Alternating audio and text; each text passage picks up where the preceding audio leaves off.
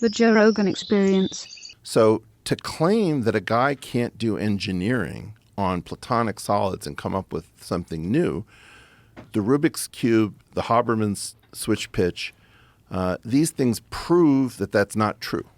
I think it's a foolish thing almost always to pretend there's nothing new under the sun. You should always consider it.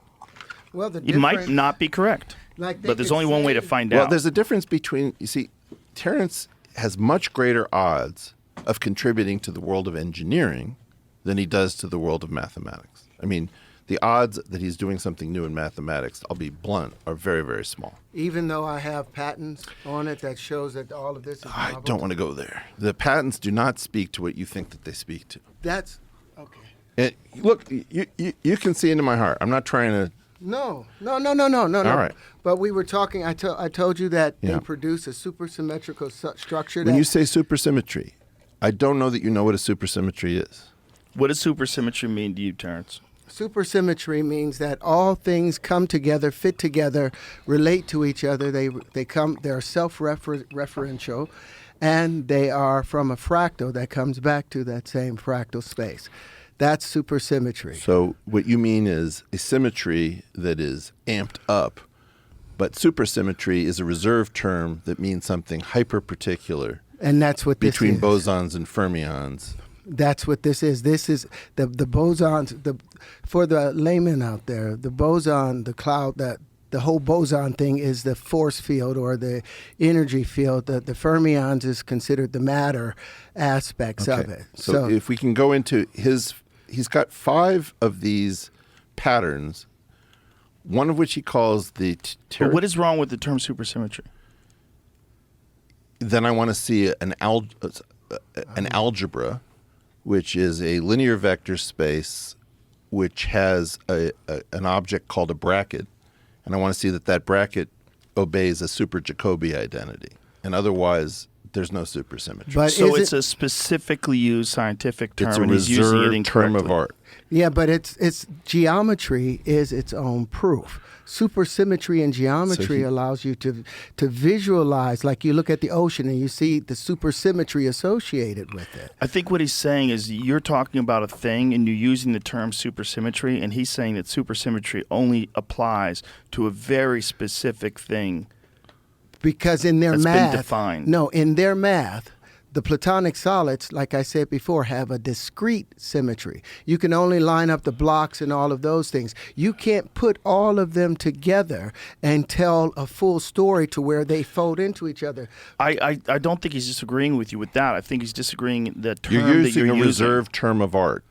Okay. And you're using it incorrectly. That's what he's saying. And you're going to pay a penalty. Okay, I don't want to pay no penalties. Like, this is a thing where, like, if I'm watching an MMA fight and someone's doing commentary and they call a kick wrong, I'm like, why are you doing this? You don't even know what that is. Like, you incorrectly reference something that's very specific that we've been talking about for a long time. If you're if you're getting intimate with your lady and you're into rough play and she's not wearing any clothes, is it a rear naked choke if she grabs you from behind? No. A rear naked choke is a particular move. Yes. It doesn't have anything to do with what she did. Right. So is there... Unless she gets the hooks in. Question. In the world of physics, in the world of mathematics, is there a supersymmetrical system, geometric system, ever been produced in mathematics? Yes. In mathematics, yes. We've never seen super Poincare algebra. Yeah, but that's on a plane. That's not volumetrically. That doesn't scale up. Terrence, you have an entire way of thinking that is completely foreign to everyone that I know. And I've tried to understand what it is. Oh, I'm sorry. No, it's not a question. No, it's not. I don't think he's saying this is a negative. negative. No, I didn't see it as a negative.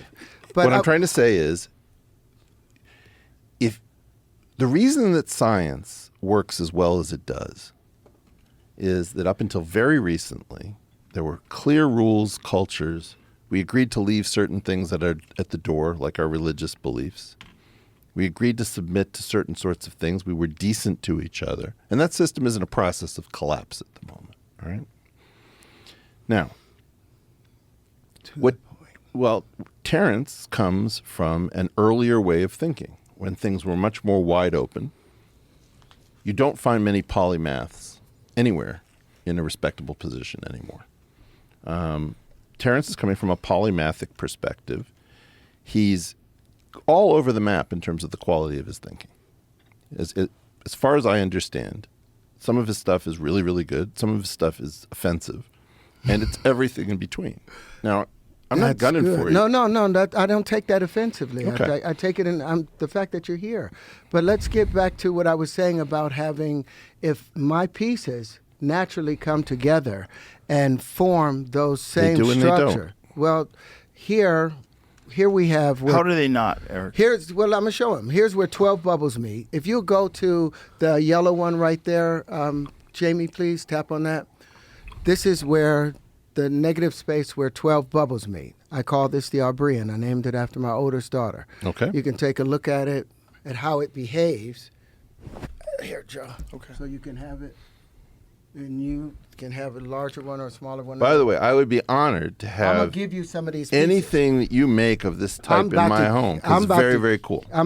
So when I put 10 of them together, they look like this. Yeah. I put 20 of them together. They make a natural icosahedron Yeah. without breaking any rules. I'm saying that the I believe in this. the- This I don't disbelieve. I haven't gone through the math, but I don't disbelieve this. I said the same thing about one other thing. So here's the light unit. If you'll go back to the green, Jamie, please. This is the light unit. Now we're going to get into some stuff that's not going to be so much fun, but it is going to be, you are going to get what you want. No, you're going to love this. You're going to love this because what I'm going to show you, as I said. Whoa. And what you said concerning, here.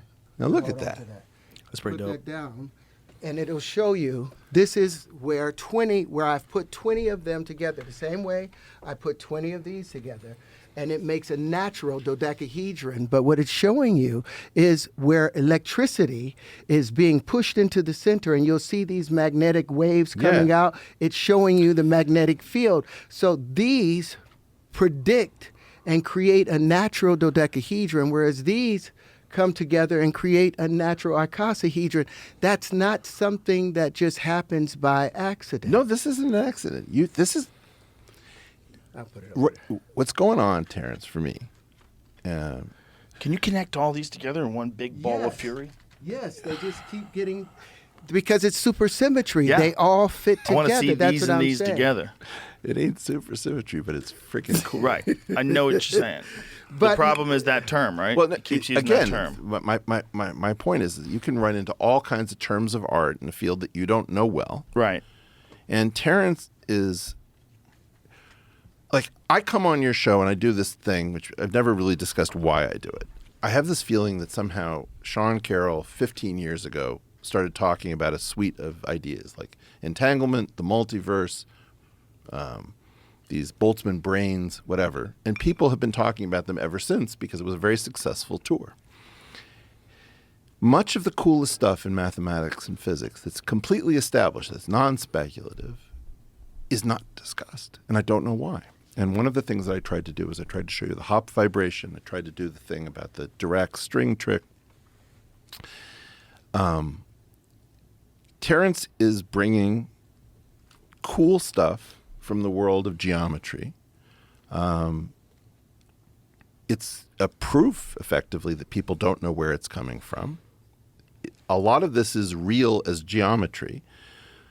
If you look at the thing that he calls the Terrenton, right? The tetrian. What Te- the, tet- the tetrian is the tetrian. The tetrian Okay, is just so the the tips. tetrian that is the thing that is closest to us, the black thing that is closest to us. That one. So he then starts to make noises about it. And he says things that I don't love, which are that those faces he associates with the electric field. And the vertices, which sometimes he calls vortices and sometimes, I'm not quite sure, he associates with the magnetic field. Yes. Now, I don't have a clue Why why I'm he saying says the next thing, which is, and because the number of magnetic and the number of electric things are balanced, they cancel out, and therefore it's the weak force. And to me, it's just like super cool stuff and then suddenly turns into horseshit. But listen why. Here we have those two tetraons on the end. They both have equal poles, 4 electric poles and 4 magnetic poles, according to how I see it. Where magnetism is spinning off of the tips, the vortices, because it's no longer able to maintain that center space of spinning centripetally. I don't know what the hell you're talking about. Yeah, what brought you to that conclusion? With what? The way you're describing the energy involved in this. Well, anytime you look at electricity, that was one of the things that Victor Schauberger was talking about. Electricity it's when water starts to spin to the right, it cools down. That's the natural nature of electricity. Electricity is colder. It flows better in the coldest environment. So as it's cooling down, as it's spinning down to a higher point, trying to get to that higher point, that's the highest point there. It's looking for the highest density.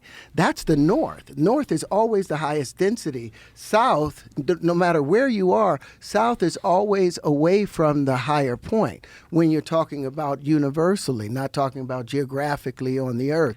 North is always seeking a higher position. South is always seeking a lower position. That's based upon stuff that Walter Russell talked about, based upon the stuff that Victor Schauberger talked about. But it's a problem with the definition of the words, the terms. Right, but your description of electromagnetic force and magnetism, like what is happening that it's bringing you to this conclusion that you're so specifically saying that something that you literally can't even see with the human eye is happening. Yeah. Very clearly. I'm saying 4 magnetic fields are pushing in on that area. I don't see magnetic fields. I see those spheres. Would be magnetism. What does magnetism do? It expands out. What brings you to the conclusion that electric... Well, let's say radiative field. Let me use the term radiative field. Do you know what we think electricity and magnetism are? You think it's the same thing. No. Part of the same force. They have them coupled together. Jamie, could I ask you to find a Faraday tensor? Yeah, what I was trying to get to the conclusion, like magnetism and electricity, like what brings you to this definitive conclusion that you can so clearly state that this is what's happening there? Well, based upon any time there's an electric force acting on something, it causes a cavity. Electricity is always pulling in from the inside. It's always trying to tighten the density. And you assume this energy exists in the flower of life. Why? Because that's where all those circles, the overlapping circles, they represent the magnetic field. They represent the radiative field that's coming out and coming back. Well, why does a bubble take the shape of a ball? Why not a square or a triangle? What's the why does it expand into a sphere? A sphere is an abstraction that it's going to be the solution to many different problems. If I ask you to give me the maximum possible volume with the minimum possible area, I'm going to get a sphere. If I ask you what is the best thing to launch out of an old style cannon and to stack next to it, you're going to say a sphere. Then you have a question about, is that the same concept of a sphere? You know, if I take the 3-dimensional sphere of unit quaternions, is that the same concept of a sphere? You are, in part, freely associating, repeatedly, between things that remind you of other things. Now, you have an incredible storehouse of things between your ears that you know to associate with. And your brain is like, I mean, in part, it's like, if you think about the totality of your brain, it's like a Ferrari engine and a Volkswagen. The Volkswagen chassis is not capable of supporting something else that you're doing really well. And so what you're constantly doing, as far as I can tell... So the chassis being education, formal education. It's not just that. I mean, it's in part... People who see many connections are often bad at cleaning up their own stuff. And people who don't see connections are often very rigorous and they don't do shit for their entire life.